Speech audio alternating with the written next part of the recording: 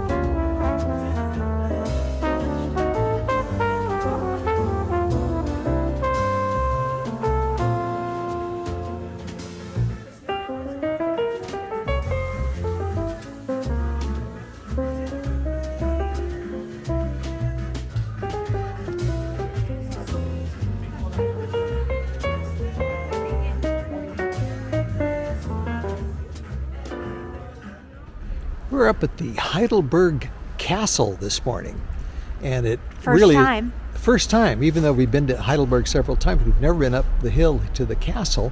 And we were just being shown this one portion of the castle that's all blasted apart, and that was done by the French in 1700. 1750, I believe. It was one of the many wars that Germany and France have had. And they just dropped a bomb in there and said, okay. It's lovely up Fooey here. on Yui. Okay, yeah, it is. It's quite nice. It's kind of eerie. I mean, there is not much that goes on up here. Apparently, this was in the years past. These were all gardens. Now it's just turned to grass. So the main draw of the castle is from down below, with the lights on it, and during Christmas market, of course, and so forth. So here we go.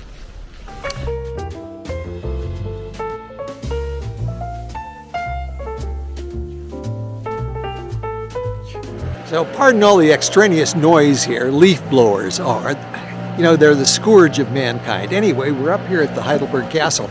If you do come up here and you choose to do it on your own, not being part of any kind of organized tour or anything, when you get up here, in order to go into the courtyard, or sort of the castle ruins grounds, you must get a ticket. And how much were the tickets, Tanya? €9. €9. and you just there's a little ticket office up here at the top of the castle, and they won't let you in without a ticket into the courtyard. And they have a very imposing ticket taker guy who, when you get there, he sort of tries to fill the entire entryway with his body to make sure you must have a ticket. And I understand there are two ways to enter the castle. One is from in town, it's a funicular. And then from there, if you go from in town up the hill, then there's a ticket office. But if you drive and park and then walk down, it's in the little museum shop. Well, that's a lot of information. I know. But I think this ticket is also good for a funicular ride back down to town. I think so. Yeah, but we drove with our friends up here, so we won't be using that. Anyway, here we go. Almost like in Brussels. Oh yeah, like the Grand Place. So this is the grand courtyard of the castle. What I did notice is there are, even this is the very end of November, there are a number of organized tour groups up here from Viking river cruises. So those river cruises obviously continue on into the winter for those hardy souls that care to do that. So up here at the castle, and I'll tell you, it is quite nippy. It's freezing this morning actually, but there's no snow. We are looking down at the Neckar River, which runs through Heidelberg. A tributary of the Rhine, eventually. And as you can see, it's a very cold November morning. Well, of course, you can't tell it's cold, but trust me.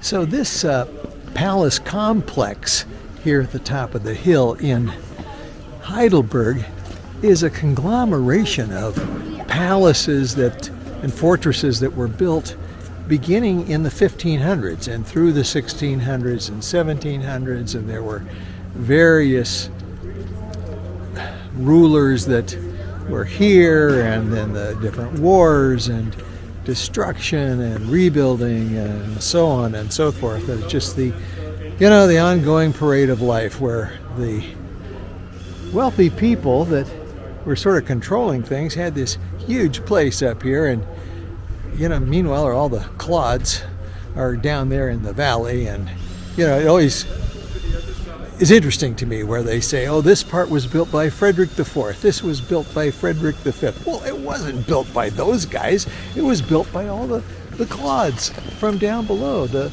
Jakobsmuhlens, the Schmidts, people like that. But it's a good story, and never let the facts get in the way. But here it is. It is something that you should see when you get here, and of course form your own opinions. I was mentioning how this whole complex up here is a conglomeration of different buildings that were built under different rulers, and the one behind me is the oldest building here. It actually was started in the very early 1400s as the home for Ruprecht, King Ruprecht, who was the king of Germany at that time. So behind me is the funicular station that goes up to the castle, and since we bought our ticket to go through the courtyard, we can take the funicular back down into town. So we're going to try that right now and show you how that works. Today, however, we are going to be going down, and apparently down through a tunnel, so we're looking forward to that. I think the main point here to let you know is that if you have any kind of mobility issues, this is not a problem. You'll be able to come to Heidelberg and enjoy the castle. Don't be discouraged that it's up at the top of a hill. It's quite easy, and you'll do just fine.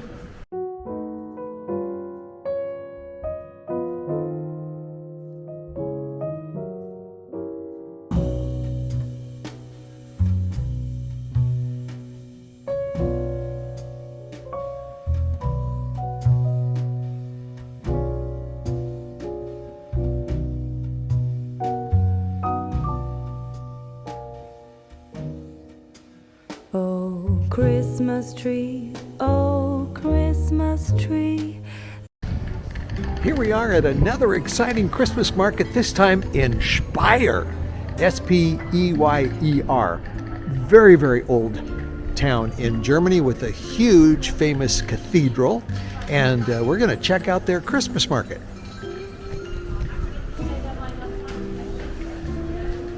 There's the lovely Tanya. What? Oh, look at that. Yeah.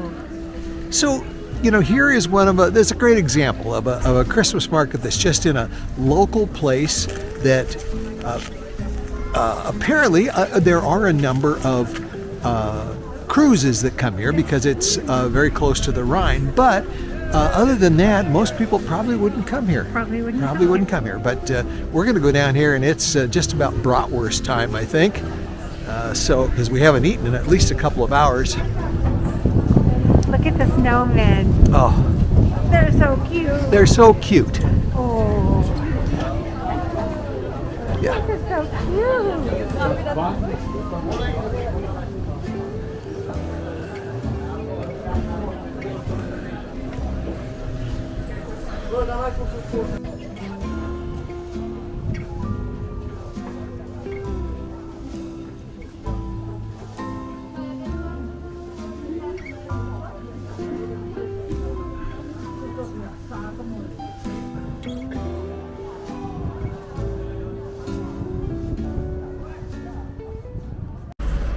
Well, it's day 3 of our Christmas market odyssey, and we are leaving Heidelberg now on the train to Ulm.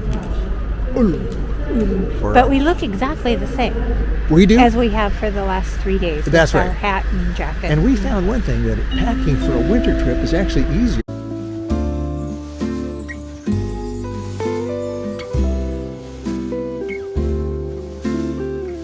Well, slower travelers, we're here in Ulm. We got here today on the Deutsche Bahn. We're heading down to the Weihnachtsmarkt. And it's snowing. It's snowing. Actually, it's just started to let up a bit, but it is, it's cold, but that's what it should be.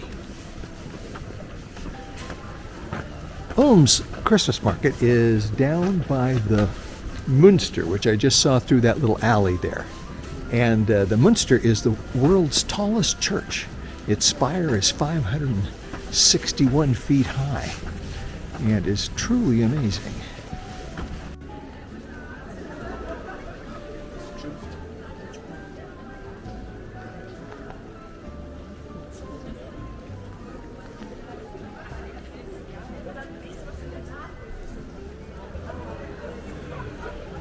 So Tanya and I have noticed some price inflation from previous Christmas markets that we've been to.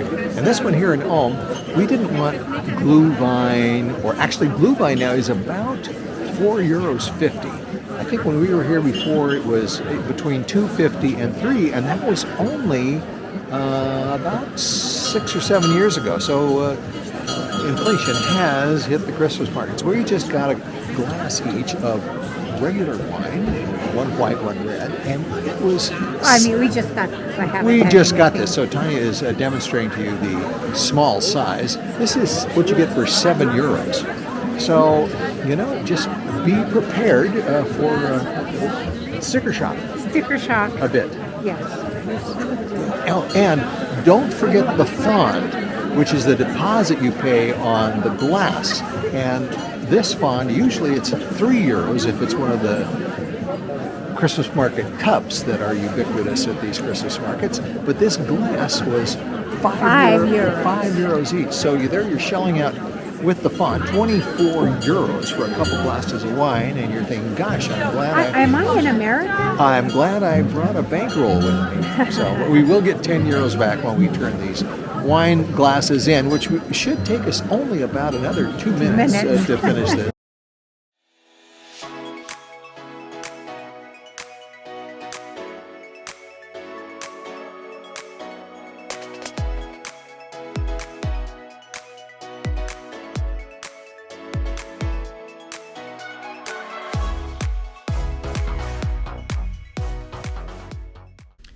The hotel we stayed at in Ulm is the Comfort Hotel, and we have stayed here before, and it's quite convenient to the Christmas market, so that was a good thing. There's Tanya, the lovely Tanya, and like all German hotels that we have ever stayed in, it is immaculately clean. We have never, I don't think, ever stayed in a German hotel that was not clean. It's just wonderful. It had a lovely breakfast room. Anyway, so if you're coming to Ulm, Comfort Hotel, reasonably priced, close to everything.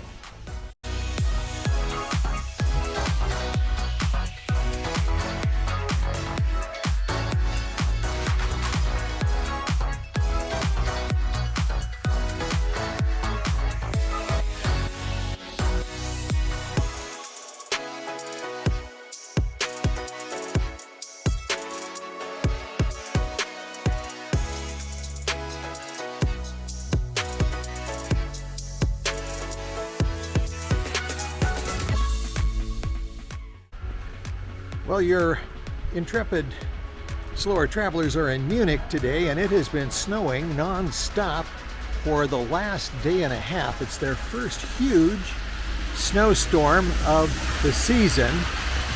The Munich airport is completely closed down.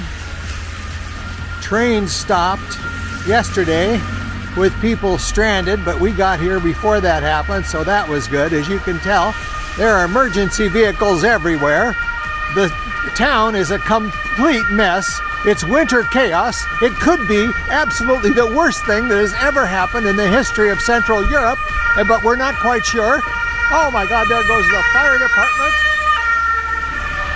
Oh, I don't know what's going to happen to Christmas market, but we're going to find out. So these are just some of the dangers and hazards and things that you may encounter when you come to Europe for Christmas markets, but we will persevere, never fear.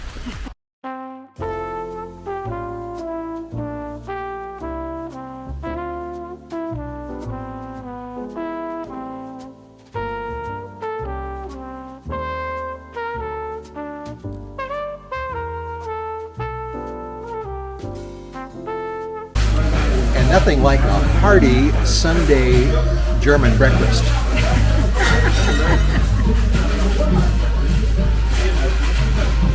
Tanya has the half chicken.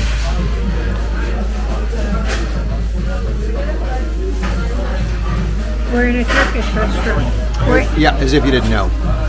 As a matter of fact, and we just had a Turkish Santa Claus come through with his own boombox around his neck, playing Christmas music. So, you know, it's got it all. And it's lunchtime. Christmas. It's lunchtime. It's the best. Be here. Or don't, but be here.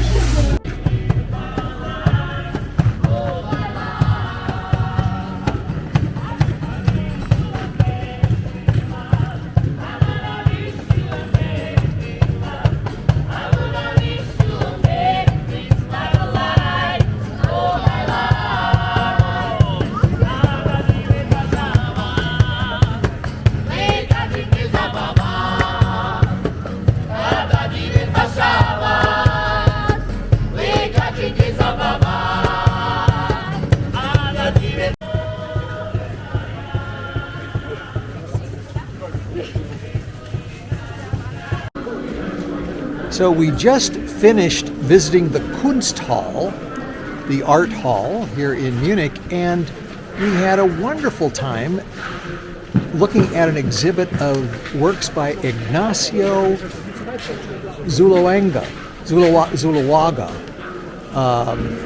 who was a famous Spanish artist that I, of course, being the non-artistic guy that I am, I had no idea, but he was very influential and quite renowned. And it was a wonderful exhibit. Wasn't overdone. Wasn't the kind of thing you get tired of right away.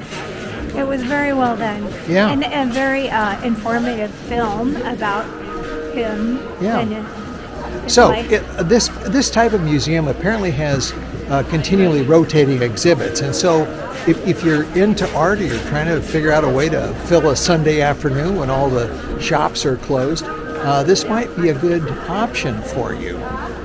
The Kunsthall, it's just off of Marienplatz, not far from the main cathedral, and you can't miss it. Check it out on your Google Maps.